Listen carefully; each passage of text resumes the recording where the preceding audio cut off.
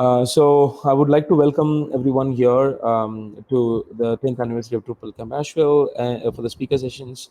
And today we have now Carrie Fisher going to be discussing about the future of accessibility is choice. Just a quick intro, Carrie is an accessibility expert and is the lead of A11 White Talks, an online group that meets monthly to discuss accessibility. And I think she'll give more intro about herself during the start of the session. Before we jump into the session, I just wanted to put out a few things. I would like to put out a code of conduct reminder. Drupal Camp Asheville is dedicated to a safe, inclusive, welcoming, and harassment-free event experience for everyone. If you witnessed or experienced harassment at Drupal Camp Asheville, please notify one of the COC contacts at the reception of the camp, or you also have it in the website for Drupal Asheville. All right. So before moving to the session, if you have any questions, please feel free to post them in the Q&A section of the room. I'll make sure to collate everything, and we can discuss, I think, by the end of the session with Carrie. All right, over to you, Carrie. Excited to be part of the session. Yeah, thank you so much. I think we conquered those tech gremlins. I'm not going to touch my monitor or my camera settings anymore, so I know I'm a little dark here, but you'll just have to imagine that I look this nice and this well lit. My name is Carrie Fisher. I'm a senior accessibility consultant and trainer at DQ. I'm also a human-computer interaction PhD student at Iowa State. And as the introduction said, I'm part of A11Y Talks, so Alley Talks over on YouTube, where if you're not familiar with it, check it out. There's a lot of familiar faces you'll see in front of the screen, behind the screen, giving presentations. A lot of people from the Drupal community who've contributed, including April and Amy June. So I'm super happy to be part of Asheville, and I'm wearing my shirt. I own, fun fact about Asheville camp, I've never actually attended the actual camp, only the virtual camp, but for some reason, it's the Drupal shirt I have the most of. So I have I'm not kidding, like 10 Asheville shirts, and most of that's thanks to April. But so anyway, if you see me wearing an Asheville shirt, I'm a big fan apparently of that Drupal camp. All right, so getting into accessibility is, the future of accessibility is choice. So the idea for this kind of came to me from the talk when I was reading some Choose Your Own Adventure books with my son. So if you're unfamiliar with the books that are shown on the screen, there are, I believe, 5 of them. We have your code name is Jonah, House of Danger, Space Patrol, You Are a Shark, and Throne of Zeus. This is one of many, many titles that are from the series. So these Choose Your Own Adventures, they're a series of children's game books where each story is written from like a second person point of view, with the reader assuming the role of the protagonist and making choices that determine the main character's actions and the plot's outcome. Super exciting, especially if you're a child of the 80s and 90s. This was a big deal, right? And so they're still around today. In fact, we have 184 stories from that book series, and that's not counting those spinoffs. And they've also got things like Braille formatted books and voice activated interactive audio books. So they've really thought about inclusion already. So it's pretty kind of cool. So of course, as a 90s kid, I have many wonderful memories reading these books. And today my kids have started their own collection of these Choose Your Own Adventure. As a kid, I've never really stopped to consider why these books were so engrossing and exciting. But as a parent, I kind of see now why this book became so popular, because it's about freedom of choice. And so when you think back when you're 9 or 10 or 42 and reading these books, you don't maybe have a lot of control over your life. But when you read this type of book, you suddenly control everything. You make all of the choices and you're fully empowered. So that brings us to accessibility, right? Every day we have a series of choices to make. Should I get up early and work out, or maybe hit snooze and sleep a little bit longer? Should I make a nutritious meal or maybe pick something to go, right? I've got a lot of different options. So the choices that we make, and all the choices that we make, even those little ones, shape our identities and really empower us in our own lives. So in today's world, we expect to have multiple choices regardless of the product or service that we're researching or that we're consuming. But in the recent past, that has not always been the case. For example, at one time, there was only one font family in the whole world. It was the black letter by Gutenberg, one of the first printing presses and first book, starting in 1440. First set of web colors were produced at MIT, precursor to X11. There's 69 basic shades, with a couple of, dark red, light red, that sort of thing. So about 138 in total, but technically 69 web hex colors. In September 1995, a Netscape programmer named Brendan Eich developed a new scripting language called Mocha, which we later renamed JavaScript. So now fast forward to 2021. We have over 500,000 fonts, 550,000 fonts to choose from. Number of colors that can be represented by hex is now over 16,000. That's a very specific number. It's a formula based on the number of combinations, but we've got a lot more than what we did. And as of the publication, I'm sure this has gone up a little bit, even from when I wrote this back in May, 80 flavors of JavaScript to choose from. So lots of choices, but what happens when that choice is taken away from us? How do we respond when given no choice? And not surprisingly, studies in vastly different academic areas have shown that feelings of powerlessness can lead to negative outcomes like depression, anxiety, a feeling of worthlessness.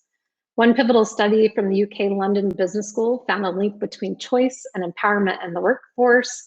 Others are talking about women and their contraceptive methods, some about parents and their satisfaction levels with children and their schools that they attend. But regardless of what was researched when it came to choice, they have all proved that it's long been suspected that giving people choices counterbalances these feelings of powerlessness and also improves their psychological well-being by giving people a greater sense of control over their lives, which is great, right? And with the abundance of choice and options that we have these days and all the positive effects of choice as independent research has found, why is it still in the digital sphere, we often don't give our users many options? By allowing our user to make choices, we could help them accomplish the tasks they set out to do, connect more easily with one another, and ultimately help empower them. But when we don't offer choice, we're sending the message that we think we know what's best for the user. And while, of course, we might get it right sometimes, how can we possibly know what the 7 billion people inhabiting the Earth really prefer? Don't the users know best when it comes to their own needs? Of course, one might argue that things get complicated when you bring digital accessibility into the mix, and designers and developers need to have more control over the user experience. While there's certainly considerations you need to make for each disability type, of course, speaking in a broad sense, there's a matter of AT device support, but really people with disabilities are no different than any other user. They want choice.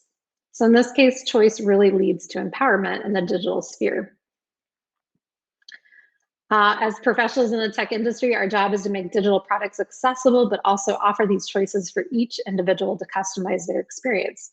Our job is to create options and let people choose their own digital adventure. So that's what this kind of all came about. So people listen to me talk about accessibility, digital accessibility, and know, I'm kind of practical to a fault. And so I'm very scientific. I come from a science background, and so I like real data. So enter the totally unscientific Twitter poll where I asked if you could only change one element when accessing a digital product like website or an app, what would it be? And what I found is the majority of people would say, we'll go over the following, but changing the font size or family, increasing color contrast, reduce motion, and clear navigation and layout. So these are the categories from the pain points from that perspective and from people that I talked to beyond the unscientific Twitter poll.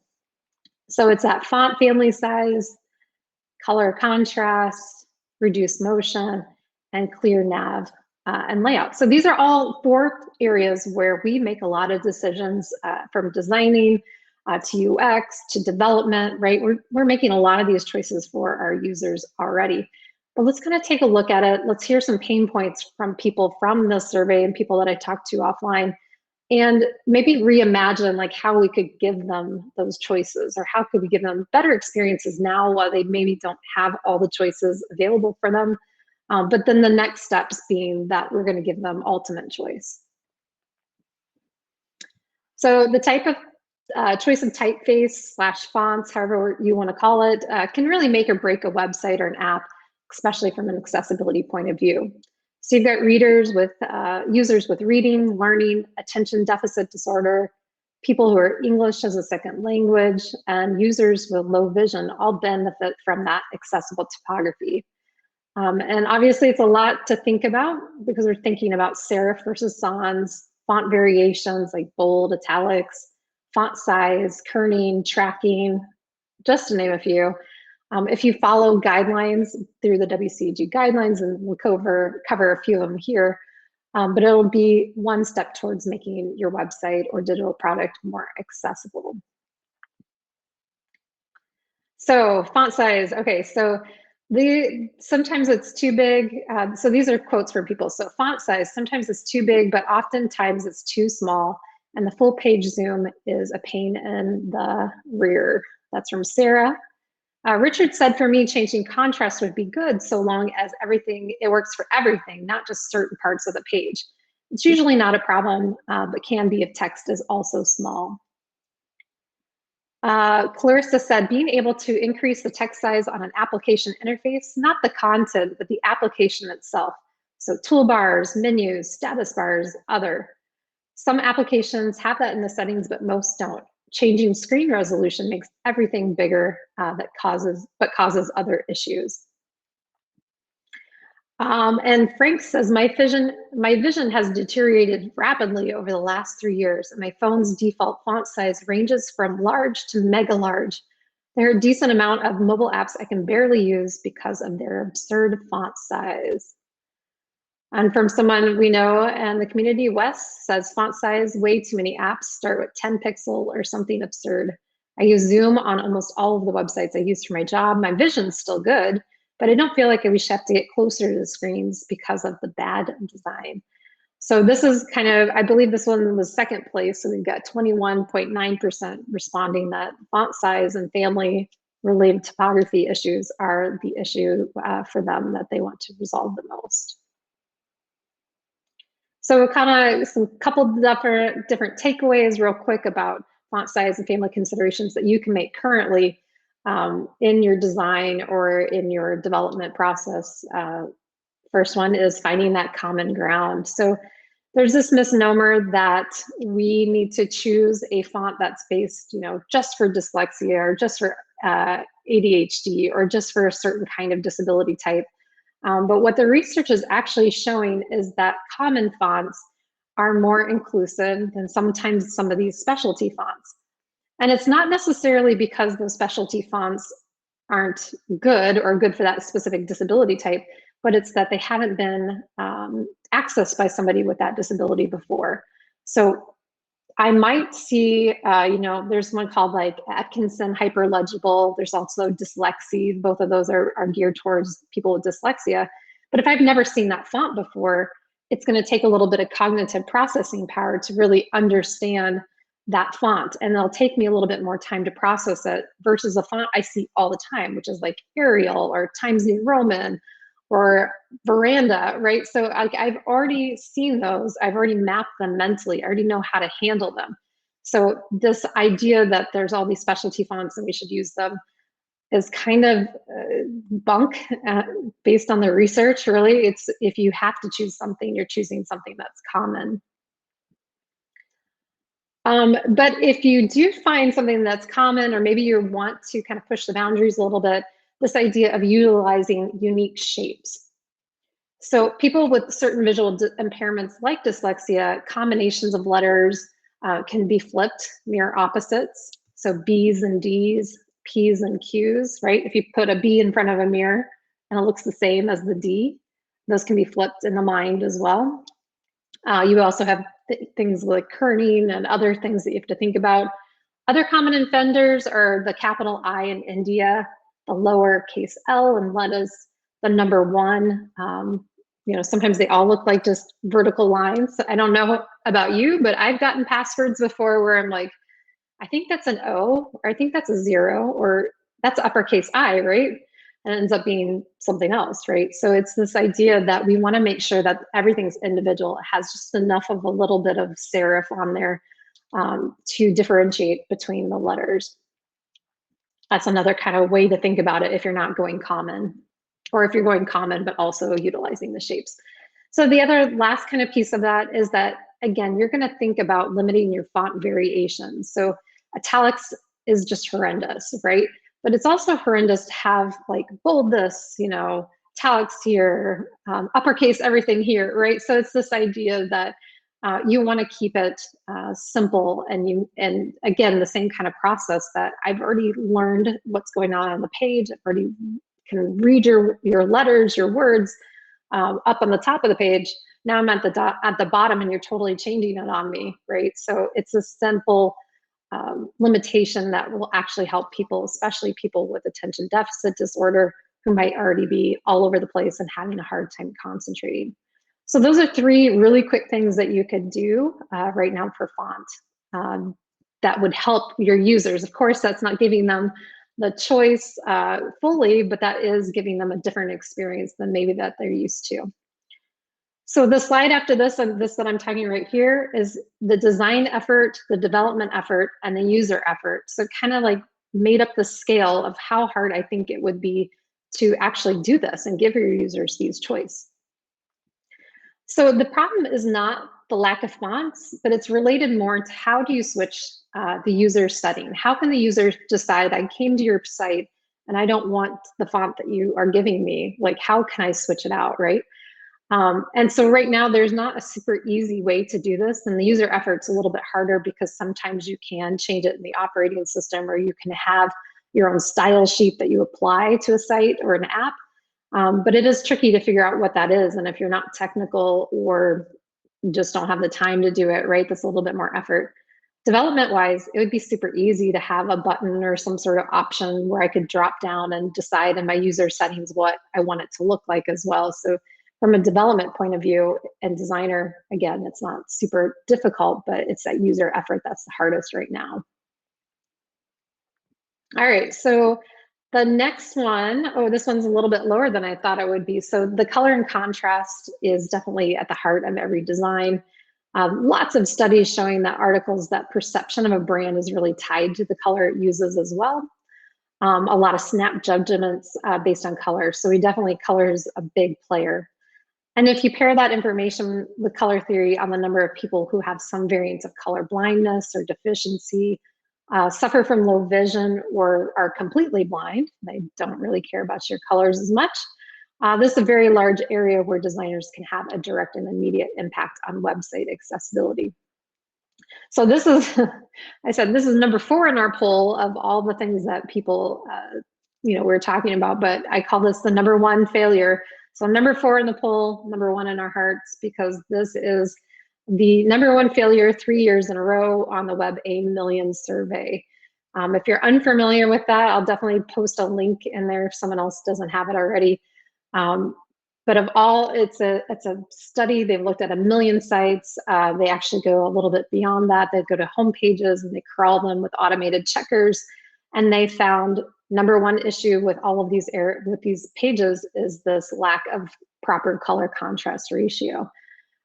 So this is one of those ones that maybe the users in the poll didn't decide that, hey, this is the biggest one. But we see this all the time. Every assessment I've ever done, ever since the beginning of time, and probably till the end of time, we have these color contrast issues. But they're pretty simple to fix in terms of, we already know kind of what the ratios are that are out there. You just kind of have to plug and chug. But before I get that far, I'm going to talk about a couple people who decided that this was the most important. Eric says UI, which contains both light and dark themes in the same interface, as this essentially guarantees everyone who relies on high contrast inverted color, etc., will not have equal access to some portion of that content. Courtney says, I'd probably go with contrast. There's so many use cases where whether visual disability, migraines, being outdoors, etc., that affects so many people in so many situations daily. And Andrew says, changing the contrast, specifically the option of dark mode and font size. I know that's two, but more sites and more formats supported that is to help address my vision, but also I know a lot of folks who like it as a preference. And Ruth mentioned right now, as recently I'm recovering from an ocular migraine, so I'd be able to say turning off the white. So dark mode is not helping enough as text is still bright white. So she's saying that dark modes aren't even helping her because the text is still retaining its brightness. So they still need contrast, but less harsh bright. They also turn their phone into chromatic, but nothing seems to be disabling that white. So definitely some user stories to consider when it comes to color contrast. All right, so I jumped a little bit ahead talking about color contrast ratios, but these are really essential to making this user experience and this eventual user choice a little bit more robust. Because this is a formula. We have that 4.5 to 1, so that means that text on top of that background for regular size text, or bolded or large text or icons is that 3 to 1. So again, we're comparing what that image or what that text is on top of that background. And it's a formula, you plug it in, you don't even have to do the math, and it will tell you if it's meeting that color contrast ratio or not. And of course, there's like a billion tools out there that do this because again, it's based on a formula. But you'd be surprised, like we saw in that Web 8 Million, and thanks Amy Jean for posting that link, that's still the #1 issue, even though we have all this like accurate information and tools and all this stuff that we can use. So it's definitely a real consideration still. Another thing that we hear or see a lot is that indicators beyond color. So don't say press the green button. If you don't know what green is, maybe you're using a screen reader, maybe you don't see the color green. How do I know which one's the green button, right? Fun fact, I don't know if this is fun or I should admit it or not, but I recently made a table comparing patterns and like when to use a certain pattern and when not to. And I had this really nice table, but I'm like, okay, this is a huge table. I'm just gonna add some color to make it like pop a little bit more. And it'll be really quickly, I'll know which ones not to do and which ones to do. And so I spent some time, red, don't use, yellow is caution, green, let's go. And I'm like, yeah, I'm done. And then I thought about it for a second. I'm like, what if you don't see green? How do you know? Like, what is this visual information that I'm giving you? Sure, you could read it and get the same information, but what's a quick visual? So then I went back to the table and I added some icons and I added a key that said, if you see the stop sign, that's associated with red, don't use, stars, like, let's go. So it's this idea that you've got to really stop sometimes and think about it, even if you're an accessibility professional. We all make mistakes. We all don't think beyond, but it's this idea that I'm thinking beyond and different user experiences and different disability types. The really cool thing about color and contrast is that we've got that CSS media query called prefers color scheme, where I can create a brand new theme based on some simple CSS changes, right? There are other ones that are out there like inverted colors or forced colors, but prefers color scheme is more supported than any other CSS media query. So there's a lot that you can do with it.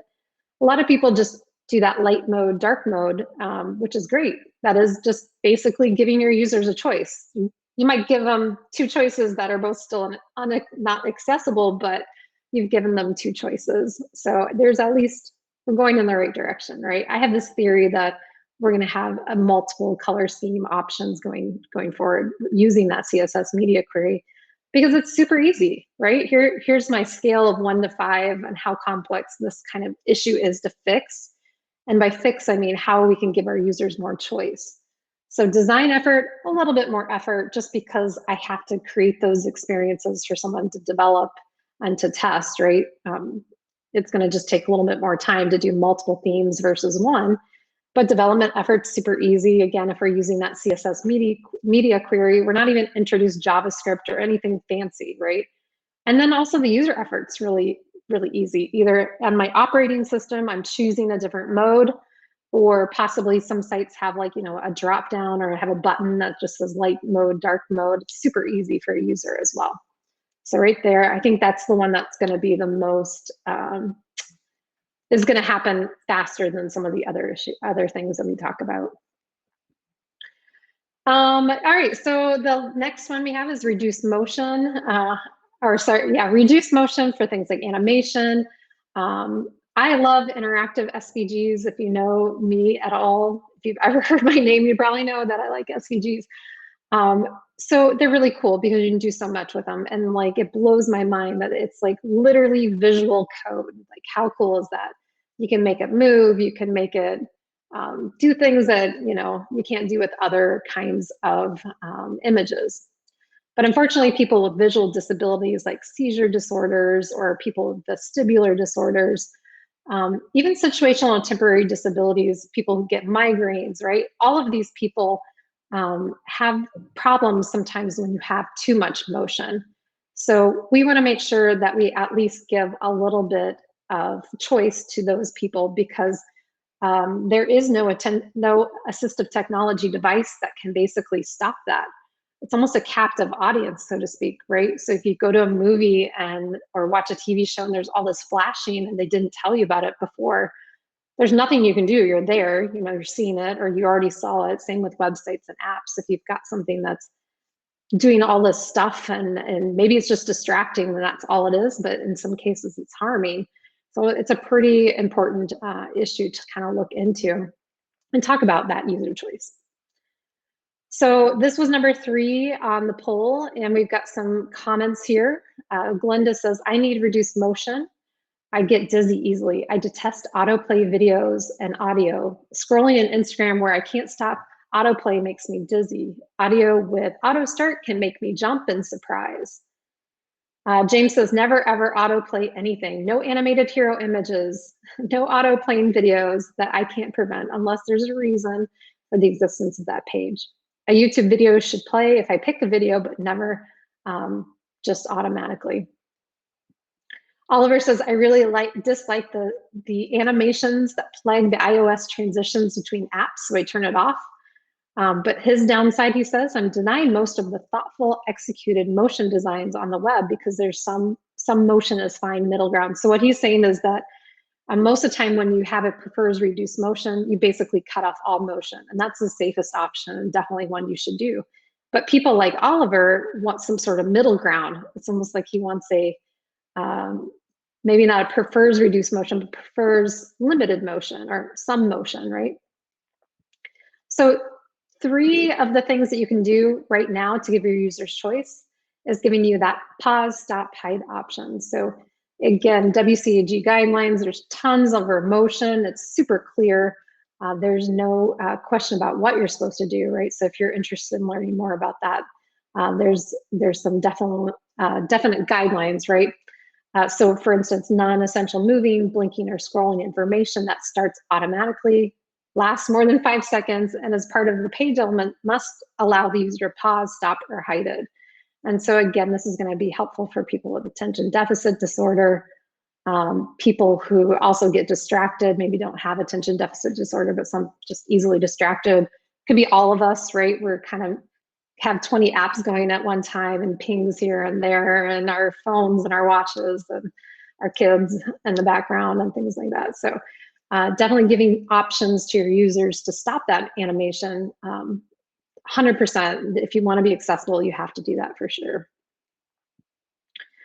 Motion toggle buttons. So this is a different way to do it, and this is the way we used to do it before we had the prefers reduced motion that I'll talk about in a second.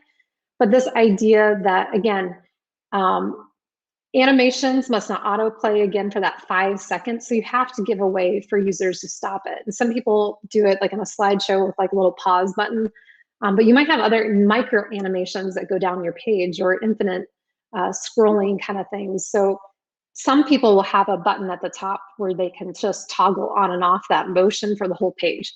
And hopefully it's a cookie and you can go from page to page or the whole app or whatever.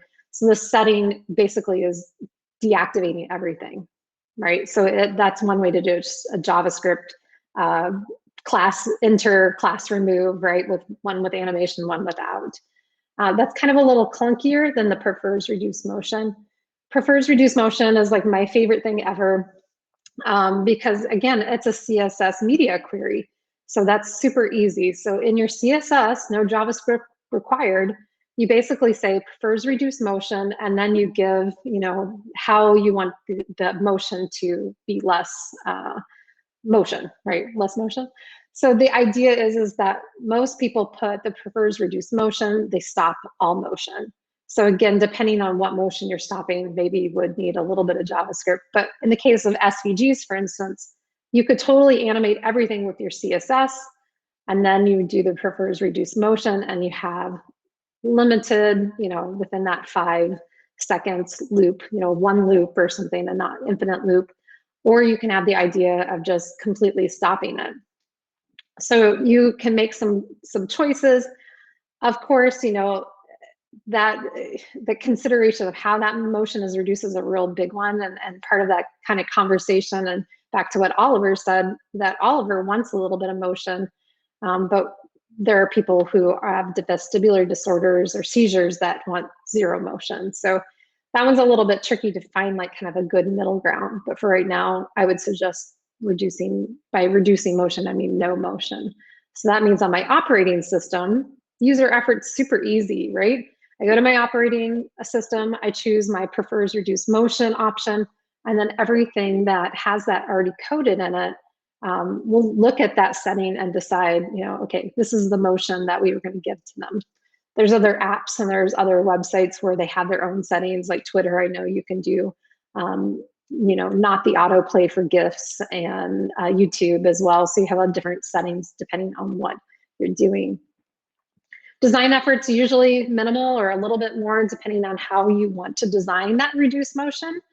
Whereas the development effort for this right now is pretty hefty. It's on us front-end developers, especially to implement that design, new reduced motion design, but then try to figure out like how to do it, and how much motion to add. So there's a lot more thought process on this one right now from the development and design perspective, but users, it's super easy. Right now you can do it.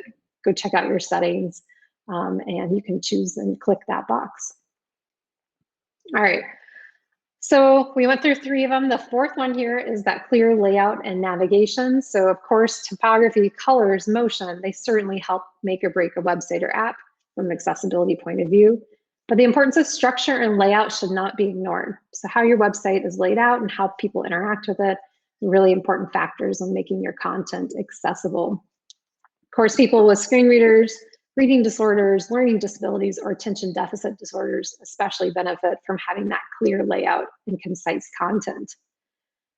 Surprisingly, this was #1, and I was shocked by that. I thought it was going to be color or maybe even motion, but #1 by far, almost 50% of the people suggesting that clear navigation layout are their #1 pain point on the website. So someone like Bull is saying, which is kind of a fun name, I'm not sure if this is actually covered by digital product, but reduce stuff that is displayed by default. I'm not interested in reviews or other stuff people bought or footnotes or similar articles. I just want to see the thing I came to see, right? We've all kind of been there.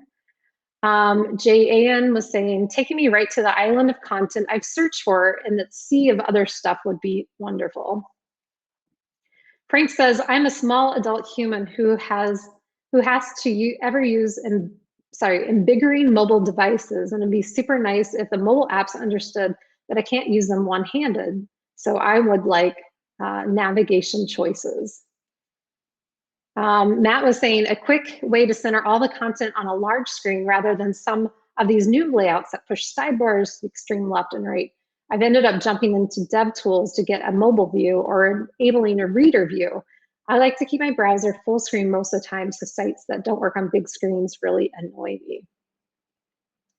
So lots of pain points here. Some ways that we can offer some choices for our users. It kind of makes sense. Clearly defined layouts, right? We want clear navigation and layouts, so we need to make sure that we clearly define them. We're talking about headings, we're talking about subheadings, we're talking about paragraph spacing. There's a lot of different ways that you can clearly define the layout instead of just a sea of long text, you know, breaking your content into, what are those columns, 80 characters wide or less. That's a big one. Space with height, right? So additional things. So there's some clear rules as well for when it comes to spacing and WCAG guidelines. So you want to make sure that each sentence has 1.5 space relative to height of the type. Spacing within paragraphs, again, 1.5 times larger. Line spacing should not exceed 2, which was interesting. They were even saying that too much spacing could also be an issue. So you want to make sure you find that kind of middle ground between the two. This last one, world beyond div. So I do so many assessments. I looked at so many people's code, good and bad. And there's all these fights about whether HTML is a language, coding language or not, right? I won't get into that, but I have my opinions. But let's just say there's a world beyond divs. So think about them. Think about them, use them. There are lots of different things that you can use, like headings, lists, links, buttons, all of these things. Landmarks are pivotal as well. So there's this huge world beyond divs, and definitely consider using that because it'll help people, especially your screen reader users. Kind of rounding up the last one here, design effort, development effort, and user effort. 5s almost across the board, 4s and 5s. So the clear layouts and nav are simple solution as long as those designers and developers understand the basic guidelines of success criteria around these topics. Adding a sentence or paragraph spacing is easy enough. I think what the problem is here is that people don't understand the full rules or know that they are there. And so these designers and developers, they don't plan ahead. So adding that planning process into the process will be good. Maybe that would make the effort a little bit slower. I think the tricky one on this one is user options, because right now we have no options without editing the code and using an inspector. So like, for instance, a friend of mine named Tim, who uses a screen reader, he went to a website and they had this countdown.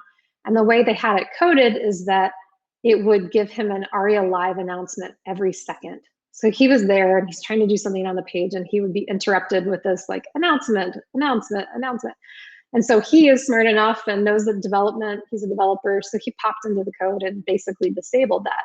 Whereas most people couldn't do that.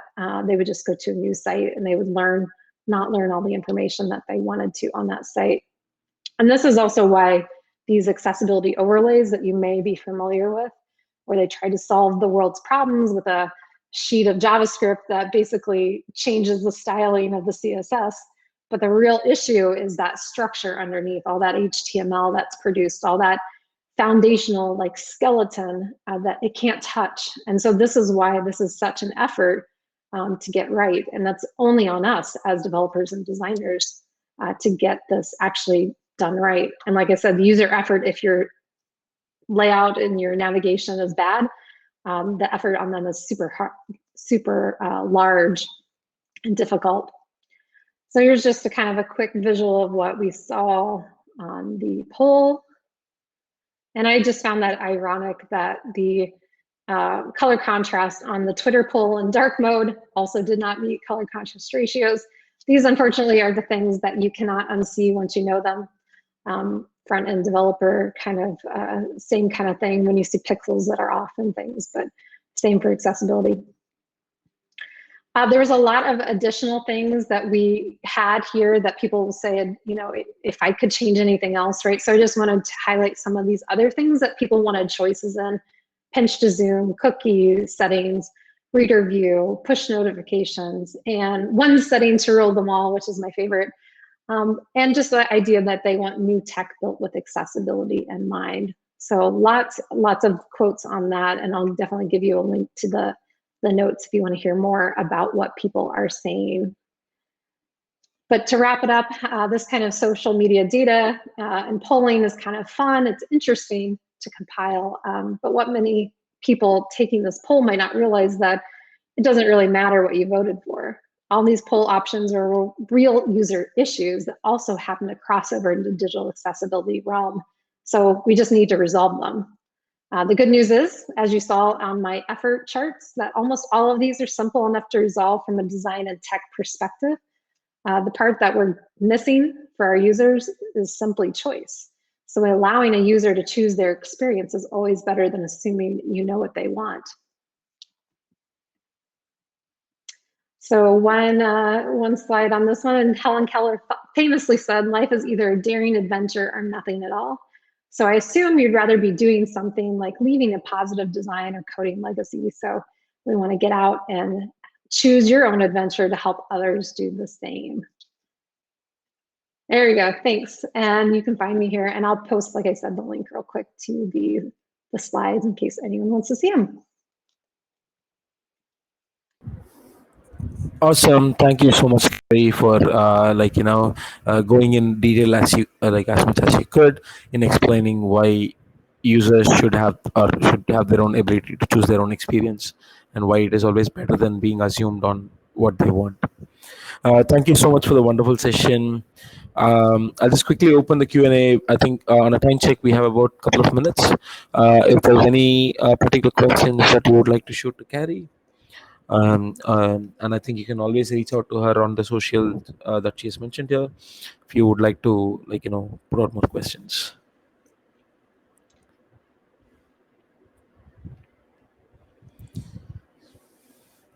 All right. So please reach out to Carrie on the social media links that she shared here if you have more to discuss with her on the topic she shared and more about accessibility. I would like to just quickly take you through the next sessions to come.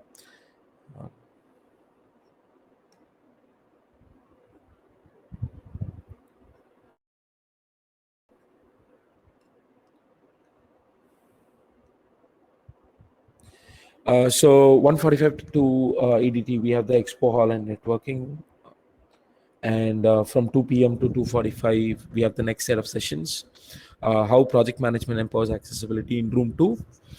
Words matter, the language of accessibility in room 3. Elevating your skills, clear intro of tools and tech to learn next in room number 4. And getting started with the layout builder for Drupal 8 and 9 in room number 5. Thank you so much, everyone, for being here, and I hope you enjoy the camp with the more sessions to come. Thank you so much.